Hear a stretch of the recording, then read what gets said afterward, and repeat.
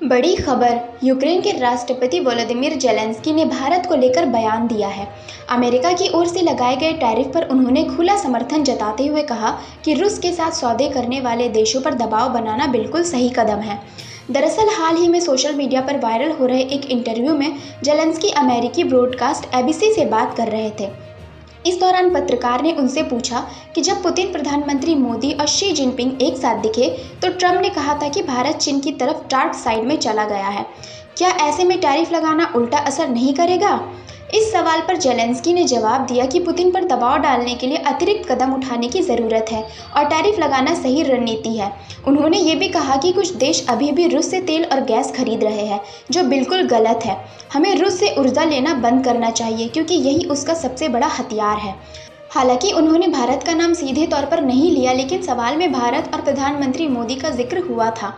Zelensky इससे पहले कई बार अपील कर चुके हैं कि भारत रूस के साथ अपने रिश्तों का इस्तेमाल युद्ध रोकने के लिए करे।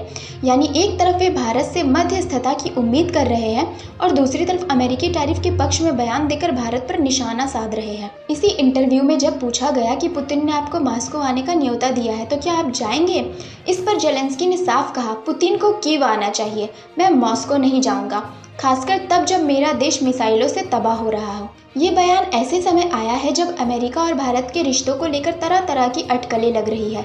हाल ही में ट्रंप ने कहा था कि भारत चीन की तरफ चला गया है, लेकिन कुछ ही घंटों बाद उन्होंने मोदी को महान नेता बताते हुए ये भी कहा कि भारत अमेरिका रिश्तों में चिंता की कोई बात नहीं है। मोदी ने भी इस पर प्रतिक्रिया देते हुए ट्रंप की भावनाओं का सम्मान किया। अब इस पूरे मामले में ज़ेलेंस्की की एंट्री ने बहस को और गर्मा दिया है। एक तरफ वे भारत से शांति स्थापना की उम्मीद जताते हैं, दूसरी तरफ अमेरिकी टैरिफ को सही ठहराकर अप्रत्यक्ष रूप से भारत पर हमला भी करते हैं। इस पर आपका क्या मानना है? क्या ज़ेलेंस्की का बयान भारत के लिए सही है या गलत?